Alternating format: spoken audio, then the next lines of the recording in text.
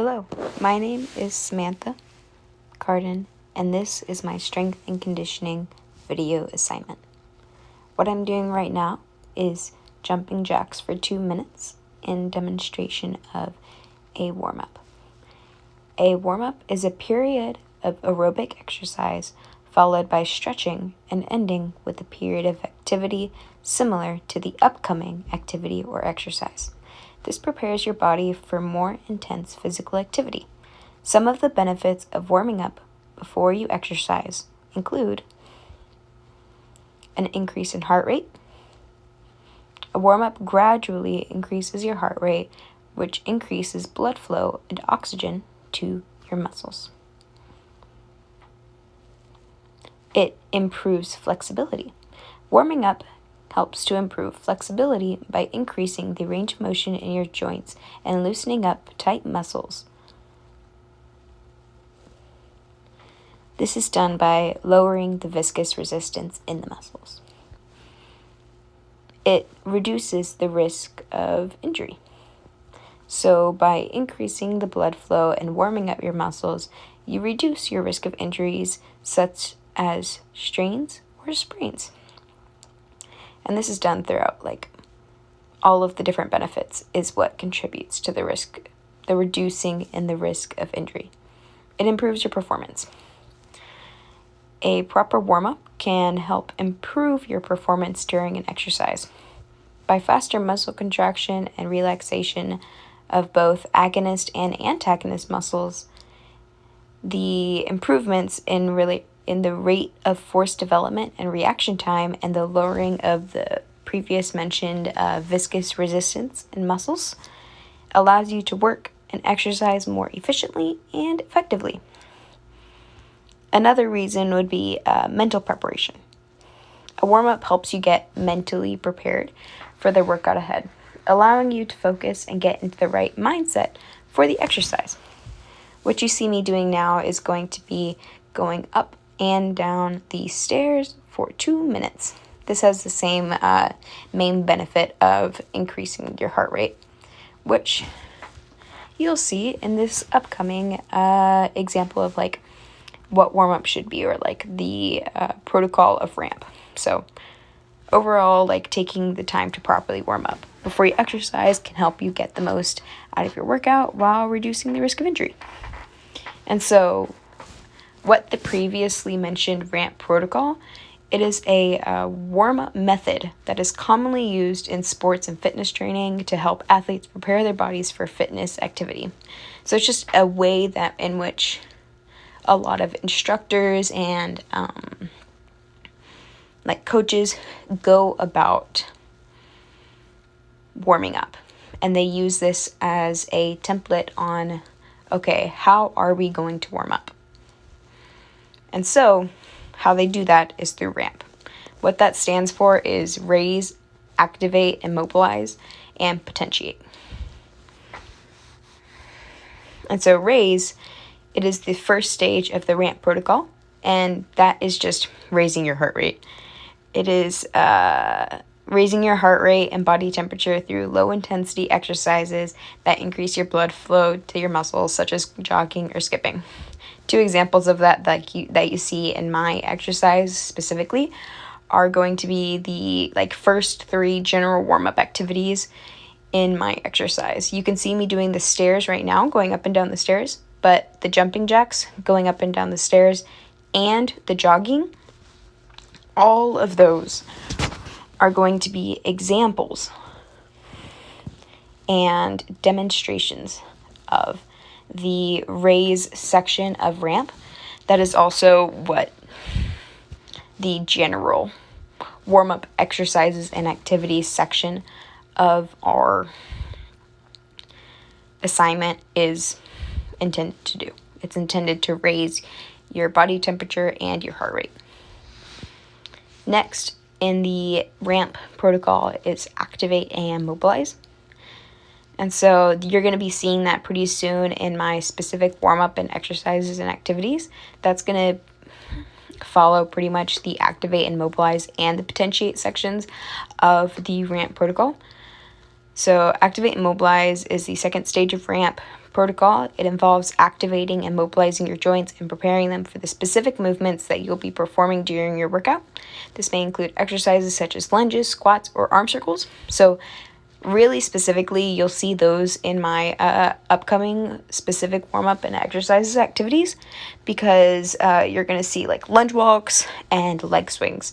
Those are like the main things in mine that you're going to see that have to do with the activation and the mobilization of your joints and muscles.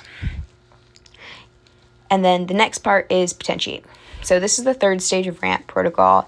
It involves performing exercises and doing like activities that are very similar to the ones that you'll be doing during your workout, but at a lower intensity. And so this helps you to prime your nervous system and prepare your muscles for this more intense activity. For this specific assignment, it's really hard to specifically do something that's in like you're able to potentiate at, because of how just incredibly diverse our like assignment is, with doing 6 different modalities, 12 different exercises, 3 different variations for each exercise. It's going to be a bit more difficult to be able to potentiate a specific exercise, rather than if you were going to do like a football, like you're training for football practice. Of course, you're going to do exercises that are very specific to like what you're going to be participating in during practice, rather than just doing like leg swings. But because of the sheer diversity of this assignment, it provides itself to a more difficult way of potentiation.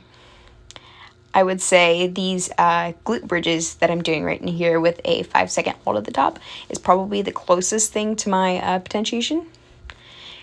Just due to the low intensity, but still strength training of the exercise. Overall, the ramp protocol is a comprehensive warm-up method that pretty succinctly describes how to warm up. It is designed to help athletes and coaches perform at their, it helps coaches to tell athletes how to best perform while reducing their risk of injury. By following the ramp protocol, athletes can ensure that they are adequately prepared for physical activity and they can perform at their highest level. And so what I'm doing here is going to be some lunge walks. You're going to be doing those for a minute back and forth. And so my warm-up altogether is going to be going through all of these ramp protocols, but also how we describe them in 2 sections of general warm-up exercises and activities and specific exercises and activities. What those are specifically, as you have seen and as you will see, are going to be, in general, jumping jacks for 2 minutes. The next one would be going up and down the stairs for 2 minutes. As you can see, I used the stairwell at the rec center of UTSA, but you could also use a Stairmaster. You could use pretty much anything at your disposal. If you're just at home and you live somewhere where there's a 2-story building, or if you're in your apartment complex and you're just going to go up and down the stairs, literally whatever that you have available is what the best thing for you is. You can do pretty much anything wherever you are. There is so much accessibility when it comes to warm-ups, and it's because most of them, if not all, are body weight exercises. And same goes with the jogging for the 2 minutes, which is the next warm-up exercise. Although I went back and forth, you can do this like on a treadmill. You can do this literally just like going back and forth in your apartment. going around your apartment building, going down a trail, or going like through trail jogging. You can jog anywhere. I feel like that's the most universal warm-up that literally anyone can do. Same with jumping jacks. You don't even need space to do that. You don't even need a treadmill or half a room. You just need like 4 feet squared, and you're ready. You're ready to warm up. You got all the stuff, and you can get that heart rate pumping. So that would be my general warm-ups. It's going to be jumping jacks for 2 minutes, going up and down the stairs for 2 minutes, and jogging for 2 minutes. And then for my specific warm-up exercises and activities, it's going to be those glute bridges with a 5-second hold at the top of the movement. For 1 minute, you're going to want to make sure during those exercises, just being very sure not to arch your back, keep a pretty neutral pelvis, and making sure that you're not lending yourself to any injuries during that. Because this is warm-up. We're not supposed to get injured during this part. Not supposed to get injured during any part, but this part specifically, you really shouldn't be getting injured. And so glute bridges with the 5-second hold at the top of the movement for 1 minute, and then lunge walks. And I did that back and forth. Again, you can do that literally wherever. You can do that back and forth in your room. You can do that just going around like your apartment building. You can go like up and down like your living room. It does not matter. And then you're going to do leg swings, anterior and posterior, for 1 minute. As you can see, I did accidentally pop out a little thing and might have accidentally broken something, but I believe I fixed it, so it is all right. But you can do that anywhere as well. Just find a ball. Find a ball and you're good. Find a pillar, you're good.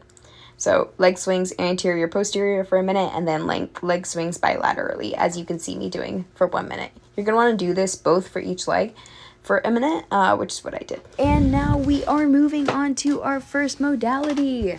The modality that I chose for this first one is going to be TRX, which just stands for Total Resistance Exercise. It is a type of suspension training that uses bodyweight exercises to develop strength, flexibility, balance, core stability.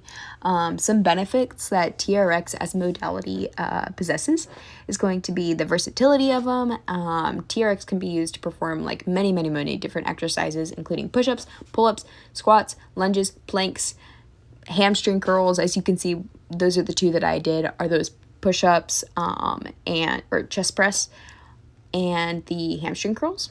The adjustable straps also make it very easy to modify the exercises to different levels of fitness and goals. Another benefit is the full body workout. A TRX engages multiple muscle groups simultaneously, providing a full body workout which can improve overall strength, endurance, and flexibility. It is low impact because the TRX uses body weight for resistance. It's a low impact exercise, which is much easier on the joints than traditional weightlifting exercises using barbells, dumbbells, stuff like that.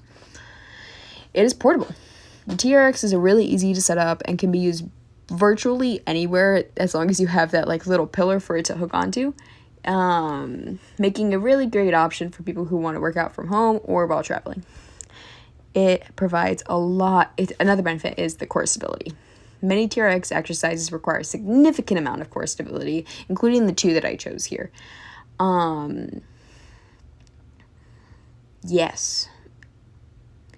Which can improve your posture and risk of back pain. There's a lot of benefits of core stability. We can go over them later as well. Overall, TRX is a really versatile and effective modality that can help people of all fitness levels achieve their fitness goals. And so what you see me doing here is the TRX chest press with your hands on the handles, not on the little hoop things. What you see me doing here now is going to be the hamstring curls. Now I'm going to go over the TRX chest press and the hamstring curls. And so the chest press works the chest, pectoralis major and minor, the shoulder deltoids and the triceps, and the core. The three main stances that you saw me doing are the wide stance, narrow stance, and a single leg stance. How they differ is the wide stance. that your feet are positioned wider than shoulder width apart. The stance provides a stable base of support and allows for a greater amount of stability during the exercise. The next stance would be the narrow stance, where your feet are positioned quite closely together. I place them pretty much right next to each other. This stance requires a greater amount of balance and stability, and it emphasizes the quads and the core. A narrow stance exercise is quite a bit more challenging and requires a lot greater of control. And then the next stance would be the single leg stance. In a single leg stance, one foot is lifted off the ground and the exercise is performed on a single leg. The stance requires significantly more balance than even the narrow stance exercise, and coordination and engaging the stabilization muscles in your core, muscles of the hips, glutes, and ankles. So single leg exercises are quite effective in improving balance and stability. And then we have hamstring curls. So hamstring curls are an effective exercise at targeting the back of the leg, specifically the hamstring, glutes, and lower back. The glutes, hamstrings, and lower back, yes. And so how you're going to do it is you're going to place your feet into the hooks of the cradles and lay down on your back with your arms by your sides. Raise your hips off the ground so your body forms a straight line. Your hips are pretty much in alignment. You can see that a few times in this exercise video, my hips do dip quite a bit. If I had been next to a mirror, I probably would have seen that and corrected myself, but you can see, especially in my single leg hamstring curl, I was struggling. You can see that probably the bilateral hamstring curl or the alternating hamstring curl is probably the one for me. Single leg, or in other words, unilateral, quite difficult for my fitness level. And so bilateral hamstring curls involve using both the legs simultaneously to perform the exercise. The standard version of the exercise is a good starting point for beginners looking to build strength and stability in the hamstrings. Unilateral hamstring curls involve performing the exercise one leg at a time. This requires a greater balance and stability and places more emphasis on the individual leg being worked. Unilateral exercises help to correct muscular imbalances between legs. Alternating TRX exercise curls involve switching back and forth between the legs each repetition. This requires a greater amount of coordination and control and can be more challenging than bilateral or unilateral versions of the exercise. Alternating exercises can also help improve balance and coordination between the left and right sides of the body. Although that is the case, I did prefer unilateral. Or no, quite the opposite. I did not prefer unilateral. I found that to be the most difficult in my personal experience. Now we're on to the kettlebells as a modality. Some of the benefits of kettlebells are that they provide a full body workout. It has some cardiovascular conditioning. They're designed to elevate the heart rate and such. That's why it's conditioning. They're really good for strength training. Kettlebells can be used to increase strength in various different muscle groups, as with all modalities, but this one specifically involves some flexibility and mobility. Many kettlebell exercises involve dynamic movements that can help improve flexibility and mobility within our joints and our muscles. It provides functional training, which really just means it involves muscles and movements that are used in daily activities and can help with daily activities. Another benefit is convenience and the versatility of them. So you can they're small, portable, really good for home workouts, and they can be used for a very wide range of exercises. And so here you can see me doing kettlebell plank rows. Those primarily work the muscles of the back, shoulders, and core, specifically the latissimus dorsi or your lats, the shoulders, including the deltoids, and the trapezius, and the rectus abdominis, or in other words, the six-pack muscles, and the obliques, the muscles that are on the sides of your waist, and the transverse abdominis. So you're going to see me being in that plank position. The three different versions of the plank rows that you see me doing are on knees plank rows, prone plank rows, and elevated plank rows. So on knees plank rows, in this variation, the exercise is performed in a plank position with the knees on the ground. This modification makes the exercise easier by reducing the load of the core and the upper body, making a good option for beginners or those with limited upper body strength. Then you have regular plank rows. In this variation, the exercise is performed in standard plank position with body in a straight line from head to heels. This requires more stability and engages the upper body more. And then elevated plank rows, it involves quite a bit more range of motion since my hand is elevated on a platform. This increases the difficulty of the exercise by requiring more stability, but also by increasing that range of motion. And range of motion is always good for increasing the, it's good for daily activities. It's always good for just the general health of that muscle. Range of motion is not a bad thing unless you are an athlete, which requires a very specific range of motion and very specific capabilities. The rowing motion is excellent. You can see me doing it on both sides of each. And then next, we're going to be going into the kettlebell sumo squats. And so kettlebell sumo squats primarily work the muscles of the lower body, including the quadriceps, glutes, and hamstrings. And so it also engages the muscles in the core. Sumo squats specifically place more emphasis on the inner thigh muscles and gluteus medius. So the 3 different modalities that I chose to do, as you can see here, me doing is a box sumo squat. So the chair or bench or what you can see me using a machine, quite literally anything that's about the size of a chair you can use. It provides support and stability during this exercise, makes it a really good option for beginners who have limited mobility. It also helps emphasize the muscles of the lower body, including the quadriceps, glutes, hamstrings, as well as your core muscles. And then you can see me now doing regular sumo squats. In this variation, the exercise is performed with feet in a wide sumo stance with toes pointed outward. The variation gets targets the same muscle groups as like the box sumo squat, but with a more normal range of motion, as the box tends to have a bit lower of a range of motion since it's a bit easier. And so then next you're going to see me doing elevated sumo squats. And so in this variation, the exercise is performed with each of like my feet on a platform. You can use pretty much anything. I literally just use plates, but genuinely like anything works. If you want to like dip real far down and you want to get 2 chairs out, that works. So you're going to have feet on each platform with the like dip in the middle. This modification increases the range of motion and adds an extra challenge to the exercise as it requires more stability in the core and lower body. This variation also targets the same muscles, but a bit more range of motion, a bit more difficult. And so my next modality is calisthenics. Calisthenics is a form of exercise that involves using your own body weight to perform a variety of movements, and it can improve strength, flexibility, and overall fitness. It's really nice because it just doesn't require much equipment, if any at all. Like that's kind of the definition of it. There's no equipment like needed. And so you can see me here doing calf raises. My variations that I have going down right now is you're on a wedge, and so lower range of motion, it's going to balls of the feet on the flat surface, and the angle provides more of an emphasis on the soleus muscle. Now you can see me doing it on just flat floor. In this variation, the heels and balls of the feet are on a flat surface. It targets both the gastrocnemius and the soleus equally, and is a good option for beginners or those looking for a basic calf exercise.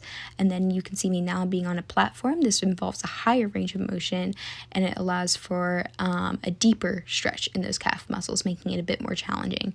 This variation targets the gastrocnemius more than the soleus. Next, I'm going to be doing a unilateral plank thoracic rotation. I'm going to be doing both sides, and so you would be doing this exercise bilaterally to ensure no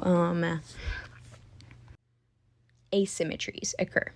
And so this exercise is going to target the rectus abdominis, obliques, transverse abdominis, spinal erectors, rhomboid, and rotator cuff muscles. And so this first set I'm going to be doing on knees and elbows. The next one will be on knees, and then the last one will be the standard plank, getting a bit harder and more difficult as each set progresses. So that first set, it's going to be a standard plank, but on the knees and elbows. It heavily reduces the amount of body weight that you need to support. And so just one thing to keep in mind with this exercise in every single form is that you are going to want to keep your hip in proper alignment, not putting your butt out, not sinking it too far in. You can see I kind of struggle with this a little bit, but it does get done.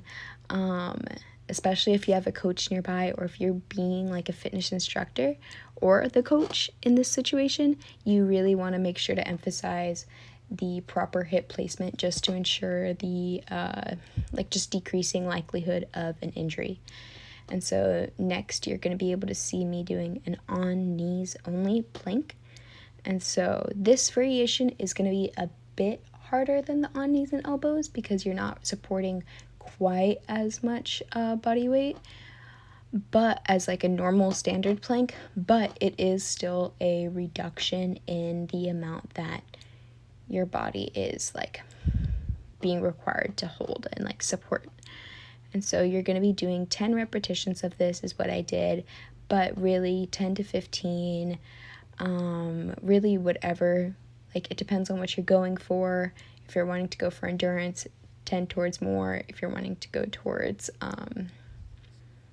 more so gains, then I would go for the most difficult variation of this exercise, the standard plank, which we should be getting into very, very soon. The standard plank is going to be the most challenging just because it really works the core, including the rectus abdominis, obliques, transverse abdominis, erector spinae. The level of difficulty varies between each variation, with on the knees and elbows being the easiest and the standard plank being the most challenging. You can see my friend doing a bit of a panning shot. Very gracious of her to be filming me throughout this entire project, except for a few of the ones where you can see I am in my own home and kind of making do with what I got. You can see me going up and open, trying to make a stable motion and not rocking quite as much as you see me doing is what is preferred. The more difficult that you want to make it, you can also just be really smooth and controlled with your movements. It'll increase the difficulty just how slow you go. I'm going a bit fast here because I am not very good at planks, but the slower you go, the harder it will be. Now you can see me doing banded exercises. Some benefits to rubber band exercises, that they're cost-effective, portable, versatile, adjustable resistance, low impact, and engages multiple muscle groups and improves balance and stability. It is by nature a variable exercise instead of a constant exercise, and so you're going to get it really messes with that sticking point. We discussed this in class, and the sticking point is something that does tend to be messed with, and just to be able to improve each different thing. And so the exercise I'm doing here is going to be the upper body exercise of band pull-aparts.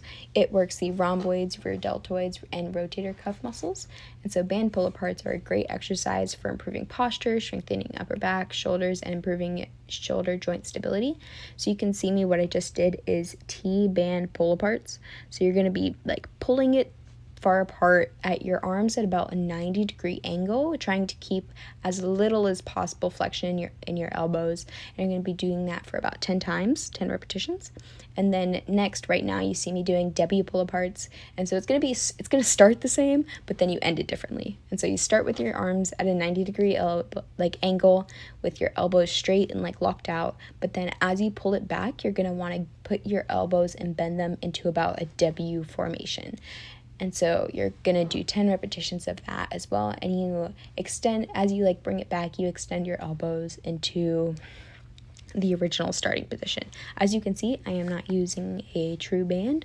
This is what I had on hand, and you can imagine the elasticity that is not present. Next would be your arms at a 130-degree angle, and so that's going to be, instead of like 90, it's going to be at 130. Your arms are going to be in a bit of a Y position. You're going to be doing it for 10 repetitions as well. This variation targets your rear deltoid muscles.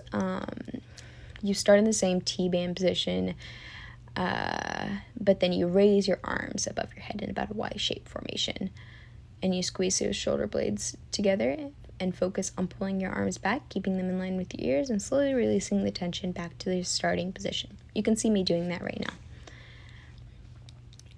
This really is helpful, like just whenever you're wanting to have an at-home workout that is very accessible. You can literally do this bright and early in the morning. The first thing you do, you just grab those bands and you just start pulling them apart. You just start pulling them apart. And so each of these is going to be working those different muscle groups, but also having a very variable level of difficulty. Arguably the W being one of the easier ones, the T band pull aparts, and the Ys being a little more difficult. They mostly vary on difficulty depending on, like, have you worked out your back more or have you worked out your traps more?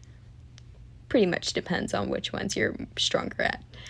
The next exercise you're going to see me doing with bands is going to be glute kickbacks. And so this exercise generally works out the gluteus maximus medius and hamstring, erector spinae, and core muscles. It is a great exercise for targeting those gluteal muscles and improving the hip extension, strength, and flexibility. And so you can see me here doing the band on thighs. And so when the resistance band is placed just above the knee on thighs, it increases the resistance at the start of the exercise and places more of an emphasis on the gluteus medius. The gluteus medius, which is responsible for that hip abduction, placing the band on the thighs forces you to push against the resistance to lift your leg, which engages that gluteus medius to a greater extent. You can see me doing it both bilaterally on both legs. It's important to do this to counteract any possibilities of having a muscular imbalance. Right now you can see me doing it on the upper calf.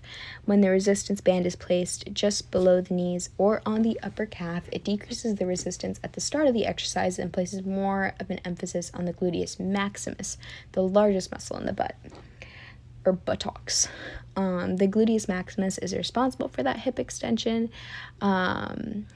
So when you place that band on the upper calf, it reduces the resistance at the start of the exercise, allowing you to focus on lifting your leg backwards and engaging the gluteus maximus to a greater extent.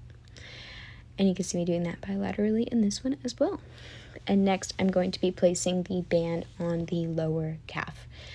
And when the resistance band is placed on the lower calf, or around the ankles, it increases the resistance throughout the entire exercise and places much more of an emphasis on the hamstrings, a group of muscles which is like right there at the back of the thigh. The hamstrings are responsible for hip extension, knee flexion, and they work pretty synergistically with the glutes during banded glute kickbacks. And so you place that band on the lower calf and it increases the resistance through the whole exercise. Yeah, perfect. And yeah. So you're going to be, I did 10 repetitions for each. You can see the quote unquote band kind of fell off my leg here. Just more of an example of why you probably should not use the fabric as a band. Get real bands. Get real bands.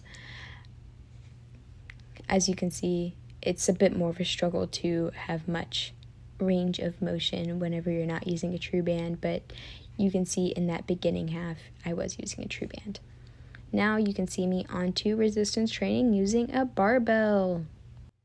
Some benefits of resistance training using barbells is the easily increase in strength and muscle mass because you are able to overload and do a really easily progressive overload just by the just easily adding weights to the bars.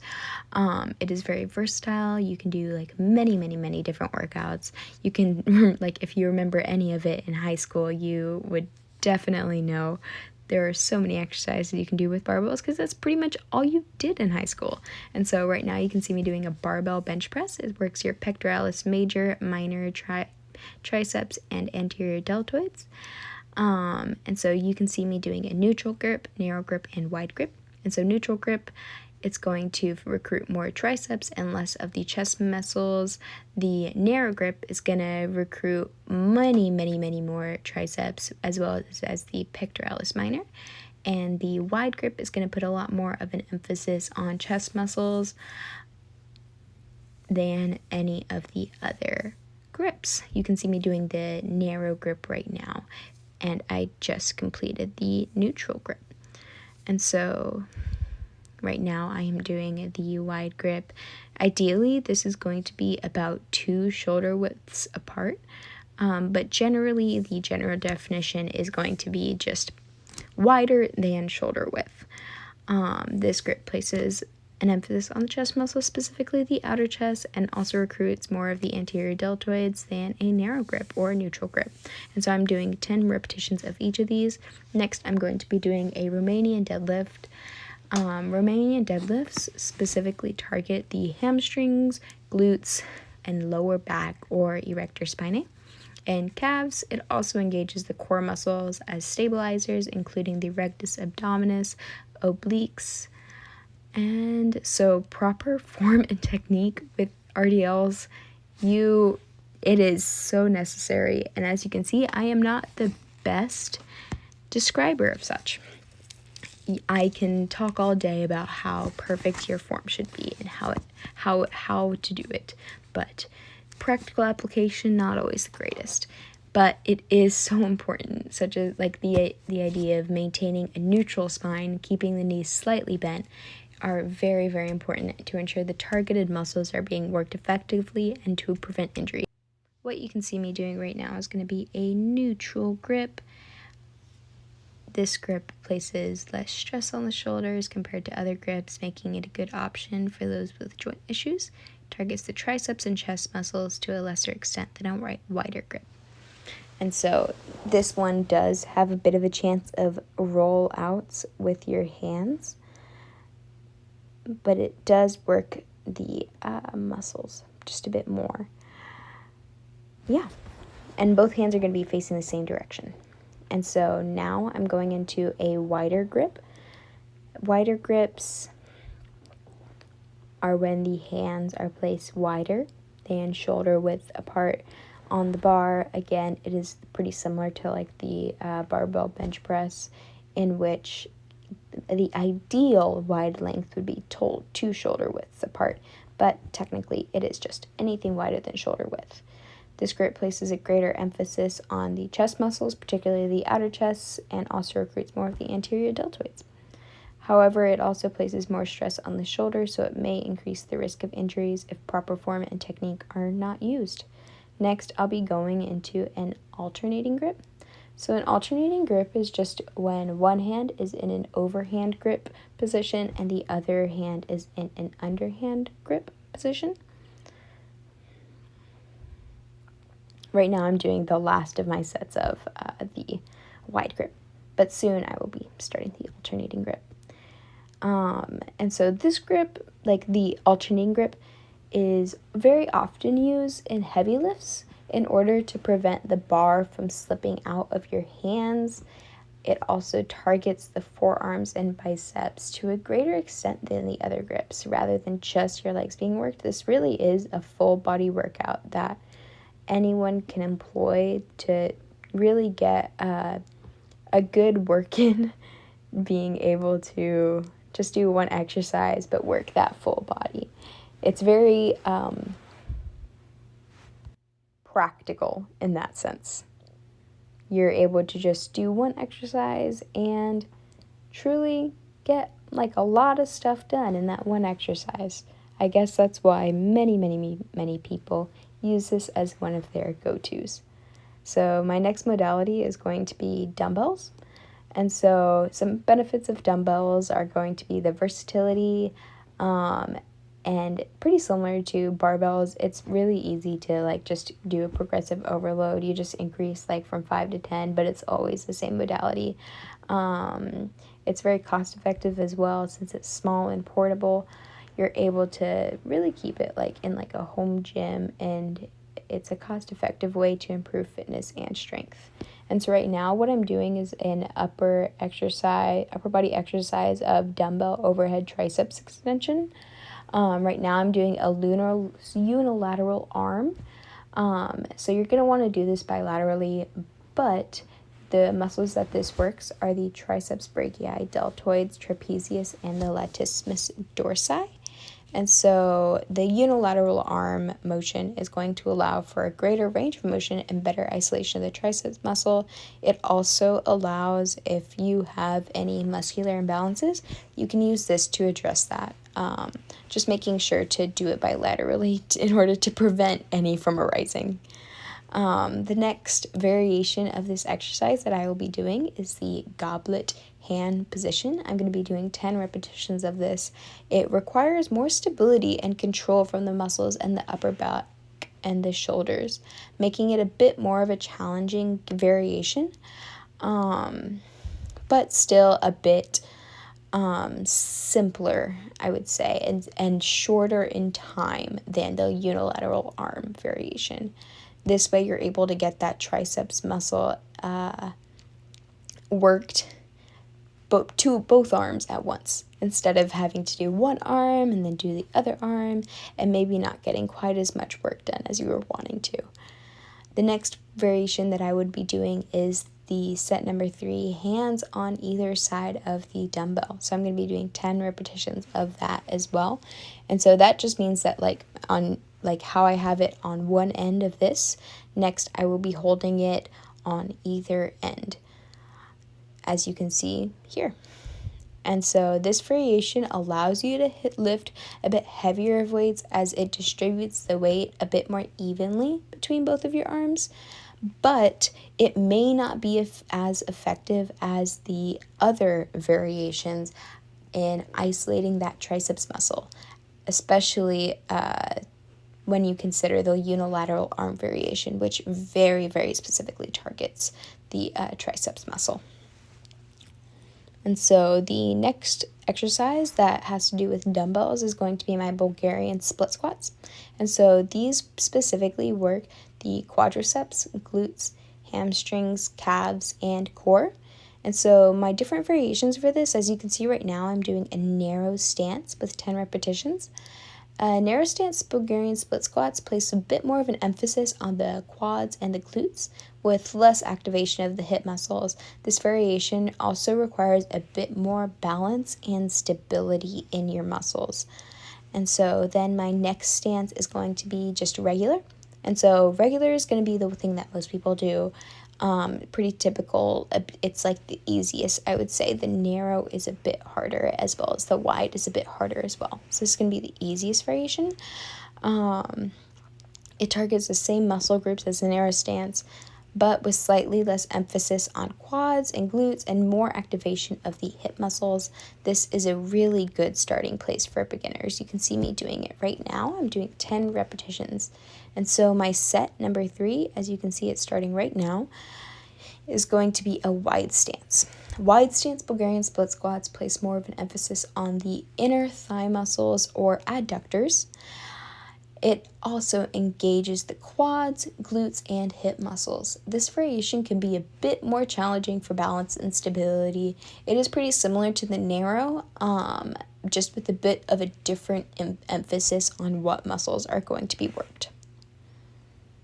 Now you can see me going into my cool down. And so what is a cool down?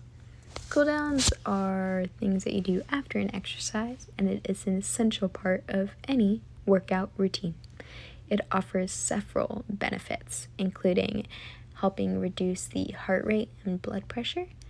A cool-down helps to gradually reduce the heart rate and blood pressure, which can help prevent dizziness and other symptoms that can occur after exercise.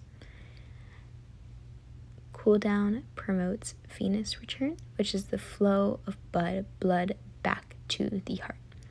It helps reduce muscle soreness and stiffness by removing metabolic waste products from the muscles. It helps to prevent injury. This is through the other things mentioned, but also by gradually reducing the intensity of the workout. This allows your body to transition from a state of high activity to rest much more smoothly. This can help prevent sudden changes in blood pressure, heart rate, and body temperature that can lead to injury. It improves flexibility. Pretty soon I'll be going into stretches that static stretching is much more appropriate for your cool down than your warm up, because it can inhibit those power muscles and the types of muscle fibers that you want to not inhibit. But whenever you're doing your cool down, this is exactly the time that you want to do those types of static stretches in order to improve your flexibility. Flexibility helps prevent muscle imbalances and reduces the risk of injury over time. It also promotes mental relaxation, and so a cool down can also help promote mental relaxation by reducing stress levels and helping you transition back into your daily activities. This can help you feel more energized and ready to take on the rest of your day. And so overall, incorporating a cool down into your workout routine is an important part of maintaining good health and preventing injury. It can help improve mental recovery and promote long-term fitness and wellness. And so I was referring to stretching earlier. So some different types of stretching that you can do actively are static stretching. And so this is what I mentioned earlier, being more appropriate for the cool down than the warm up. Static stretching involves holding a stretch in a fixed position for a period of time. That time is usually around 15 to 30 seconds. Typically, after 30 seconds, it does hit a bit of a ceiling for the benefits. And so, like 15 to 30 is typically the recommended amount of time that you are doing. And so, static stretching can help improve flexibility and reduce muscle tension, but should be done after exercises when the muscles are warm. Right here you can see me doing some dynamic stretching. This involves using controlled movements to increase range of motion and prepare the body for either physical activity or to take you down from that physical activity. It's a really nice part of a warm-up or cool-down in order to help improve performance and also prevent injury in the future, which is why I'm doing it here at the end. Another form of stretching that you don't see me doing in this video is PNF stretching. PNF stretching stands for proprioceptive neuromuscular facilitation stretch. And so it's pretty much a hold and relax stretch. You do a passive pre-stretch for 10 seconds, and then you do an isometric hold for 6 seconds. And then after that, you're going to do another passive stretch for 30 seconds. So it's pretty much contracting and relaxing the muscles in a specific pattern while stretching. It is often used with the assistance of a partner or a prop. This is very effective in improving flexibility, especially like in a very immediate sense, but it should only be done with the proper guidance in order to prevent injury. That is why I did not participate in this stretch in my video, just because of the lack of a partner who was knowledgeable in what PNF stretching was and how to properly do it and conduct it. The last form of flexibility that there is ballistic stretching. Ballistic stretching. So this involves using momentum to force a stretch beyond the normal range of motion. As discussed in class, this form of stretching should never be used. The answer to when the right situation is to use this type of stretch is never. Never, ever, ever. Not once, not twice, not zero, like just 0 times. 0 times is enough. Never try it, never do it. I remember whenever we were kids in PE, we used to do butterflies. And so we would be in butterfly position and be doing a butterfly stretch, but instead of just holding our knees down to the floor and trying to pull our heels towards our midline, instead we were knocking and rocking our hips and our knees up and down and up and down and up and down. It was quite bad looking back on it, but c'est la vie. Now I know better, and now I know to correct that PE teacher if I ever see them again. That ballistic stretching should never be used. As you can see me doing here, I am doing squat walks. So the format in which I decided to go about doing my cool down is I did the jogging for 2 minutes back and forth just to gradually decrease that heart rate down from where I was at while doing the strength training and weightlifting. And so I was jogging in that room back and forth and back and forth and back and forth for about 2 whole minutes. Then I was working on lunge walks, which pretty much involve doing those lunges, just continuing back and forth, going down one way and coming back the other, trying to be sure not to have those knees touch the ground, but come as close as they possibly can. A few times I did notice that my knees touched the ground, and I promptly corrected myself, but making sure that it comes close, but not quite to the ground to ensure no injury. Then I was doing squat walks. And so you're going into that squat positioning, going about as deep as you'd like, so as deep or as shallow as your range of motion allows. I was trying to go as deep as I could in order to improve that range of motion in that dynamic stretch. And so you're just going up and down and up and down. It's kind of similar to crab walks, but instead of just staying in the squat position, you come up and go down and come up and go down. And so you're going to be doing that for 2 minutes, going back and forth in a position. This is really nice because cool downs you can pretty much do anywhere. It's like calisthenics. You don't need any equipment really. If anything, if you're doing like P&F stretching, you just need another person. But other than that, it is equipmentless, completely equipmentless, and you are able to do that fully on your own with your own body weight. And so right now I've just gone through the jogging for 2 minutes, the lunge walks for 2 minutes, the squat walks for 2 minutes, and then now you're going into that static stretching section of the cool down. And so it is going to start with that behind the neck stretch. You're going to do that for 30 seconds each bilaterally in order to prevent any muscular or even flexibility imbalances. Any of those can cause or be lending itself towards a future potential injury.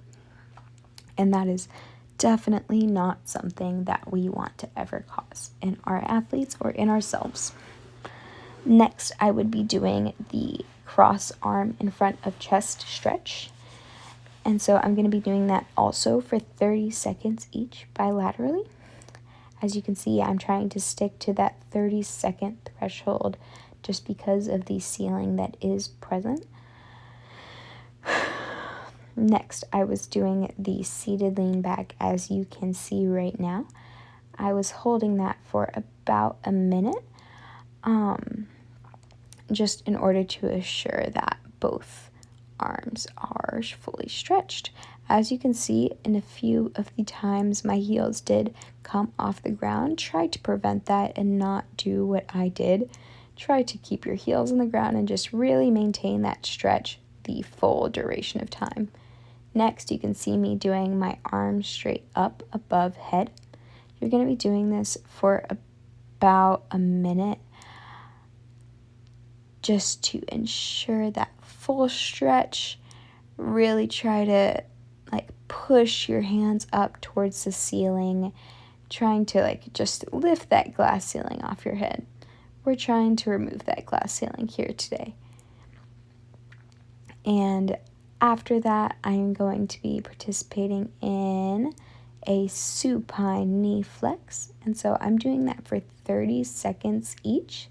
I'm doing that bilaterally again to just prevent that imbalance. We're always trying to prevent imbalances here. That is the goal.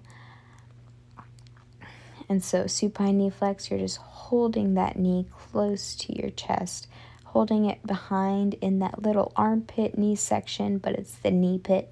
So you're just holding that knee pit, trying to pull your knee closer to your chest, trying to keep that heel of the extended leg on the ground as you just really get a stretch in through that leg. Next, and so I'm going to be doing that for 30 seconds each, bilaterally. And then next, I will be doing a sitting toe touch with your feet flexed. And you're going to be doing that for about 30 seconds to a minute.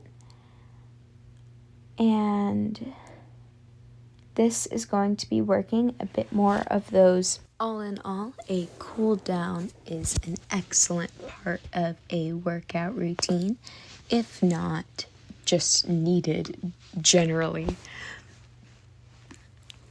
especially to just protect against injuries and ensure a really stable and safe practices that you do within your everyday workout routine. So going over once again just the general outline of what this strength and conditioning video assignment is, as you see the final bits of this cool down. It is the warm-up segment, with the warm-up and general warm-up activities being a jumping jack for 2 minutes, going up and down the stairs for 2 minutes, and jogging for 2 minutes. The specific warm-up exercises and activities being glute bridges with a 5-second hold at the top of the movement for 1 minute, lunge walks for 1 minute back and forth, leg swings anterior-posterior for 1 minute, leg swings bilaterally for 1 minute, and then we move on to the main program segment with the exercise modalities being TRX, kettlebell, bodyweight calisthenics, rubber band exercises, resistance training with barbell, and resistance training with dumbbells. The exercises under each of these being the TRX chest press, with the variations of the TRX chest press being wide stance, narrow stance, and single leg stance. The lower body exercise for TRX is going to be TRX hamstring curls, and so the variations of those are going to be bilateral, unilateral, and alternating. And then for that next modality, kettlebell exercises, the upper body exercise is going to be prone plank rows, with the variations being on knees plank rows, prone plank rows, elevated plank rows with a higher range of motion.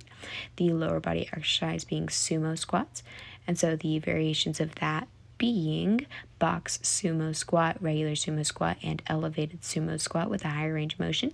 That third modality being bodyweight calisthenics, with the upper body exercise being unilateral plank thoracic rotation. And so the variations of that are going to be on knees and elbows plank, on knees plank, and standard planks, with the lower body exercise of calisthenics being calf raises.